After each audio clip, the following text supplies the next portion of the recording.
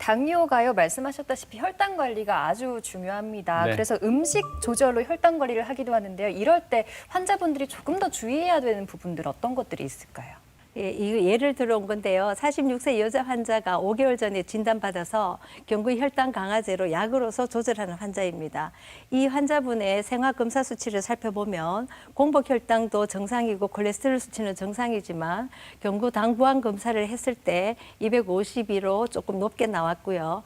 그리고 당화혈색소라는 것은 적혈구와 혈당이 이렇게 만나는 건데 이것이 5.6 정도가 정상이라면 7.5%로 좀 높은 상태입니다. 예. 그리고 이 환자의 경우에는 키에 비해서 체중이 지금 비만에 속할 정도로 130%가 넘을 정도로 표준 체중은 한 55kg 정도 나오는 환자이기 때문에 그런데다가 중성지방이 좀 높아서 의사 선생님도 식후 혈당이나 TG는 좋은데 밤양이 많은가 의심을 하고 계시는데 이 환자분은 체중이 많다 보니까 체중을 줄이려고 하루에 2끼씩 드셨다. 예, 그리고 고구마가 좋다는 그러한 이렇게 상식으로 고구마를 많이 드셨다라고 답변을 하게 되는데요. 예. 여기에서 문제점을 한번 살펴보면 당질 섭취가 과다되었습니다. 당질하면 어떤 고구마도 거죠? 당질이 많은 식품이기 때문에 그리고 식품 및 영양 관련 지식이 좀 부족하고 잘못된 식사 패턴. 하루 그래서 두 끼. 예, 체중 관리를 하기 위해서 체중 감량을 위해서 하루 2끼 드시는 것은 잘못된 거라는 겁니다. 사실 고구마 같은 경우에는 포만감을 느끼는 음식이다 보니까 네. 체중 조절을 하고자 하는 분들이 많이 또 이용하는 음식이잖아요. 네, 그것도 고구마 안에는 섬유질이 많기 때문에 예. 아주 좋은 식품으로 알려져 있지만 네. 당뇨 환자분들은 저당질식을 해야 되기 때문에 네. 이 고구마는 국한되게 해서 고구마만 드시게 되면 당 식품만 너무 많이 섭취하게 되는 거기 때문에 예. 비율적으로 맞지가 않다는 겁니다. 사실 식사 패턴도 언급해 주셨습니다만 많은 현대인들 또 연세가 있고 체중이 많이 나가신 분들은 식사 횟수를 줄이는 경우들이 많지 않습니까? 네. 그리고 이분 같은 경우는 하루 2회 정도 식사를 하셨다는 네. 거. 앞에서 말씀드린 것과 같이 체중 감량을 위해서는 규칙적인 식사 시간에 평소에 드시는 거에 하루에 한 500칼로리 정도 적게 드시는 게 다양한 식품에서 적게 드셔야 되지 어느 한 곳을 국한해서 드시게 되면 탄수화물, 단백질, 지방이 골고루 섭취가 되지 않아서 영양적인 문제가 발생할 수가 있습니다. 네. 이때 우리가 혈당을 높이는 영양소는 탄수화물은 포도당으로 분해가 되고 단백질은 아미노산, 지방은 지방산으로 분해가 되는데요.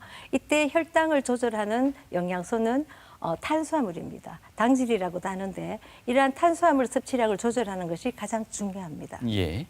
혈당을 높이는 식품은 건강한 탄수화물을 섭취하되 개별적으로 접근해야 됩니다. 보통 설탕 꿀잼 아니면 청량음료라든가 매실 액기스, 아이스크림, 초콜릿 같은 것은 당이 많이 함유되어 있기 때문에 제한을 해야 되는 식품이고요.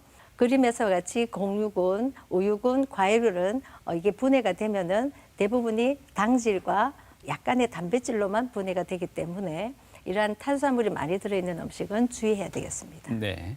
근데 또 혹가다가 대부분의 환자분들이 상담을 하다 보면은 식품군을 혼돈하는 경우가 있습니다. 6가지 식품군 중에 곡류군, 채소군, 우유군, 어육류군, 지방군, 과일군으로 나누고 있는데 이때 완두콩을 곡류군에 있어야 되는데 콩이라는 것 때문에 어육류군으로 단백질 식품으로 착각하는 경우가 있고요. 채소에서는 단호박을 또 곡류군으로 이렇게 생각하시는 분들도 있습니다. 단호박을 이렇게 쪄놓거나 이러면 또 고구마 같은 이게 느낌 때문에 그런가 싶습니다. 죄송하지만 이 검정콩하고 완두콩이 노란색으로 표시되어 있는데요. 네. 하나는 곡류에 들어있고 하나는 어육류에 네, 들어있다는데요. 검정콩은 밭에서 나는 쇠고기라 할 만큼 단백질이 풍부하기 때문에 어육류군에 두고요. 완두콩은 탄수화물 성분이 많기 때문에 곡류군에 둡니다.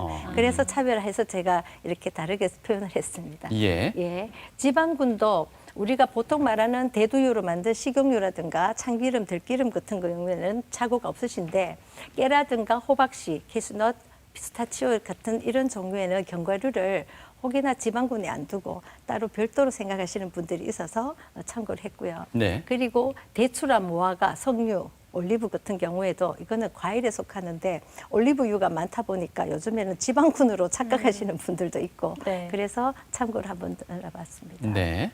이렇듯 우리가 바람직한 식사 패턴을 하기 위해서는 앞서 말씀드렸지만 6가지 식품군, 곡류군, 어육류군, 채소군을 골고루 맞춘 균형식을 하시는 게 좋고요.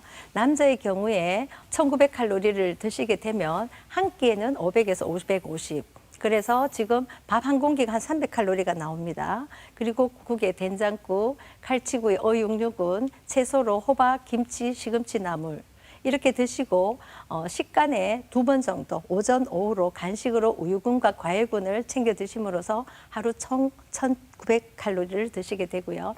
여자분 같은 경우에는 한 끼에 400에서 450칼로리로 밥 3분의 2공기는 한 200칼로리가 속합니다.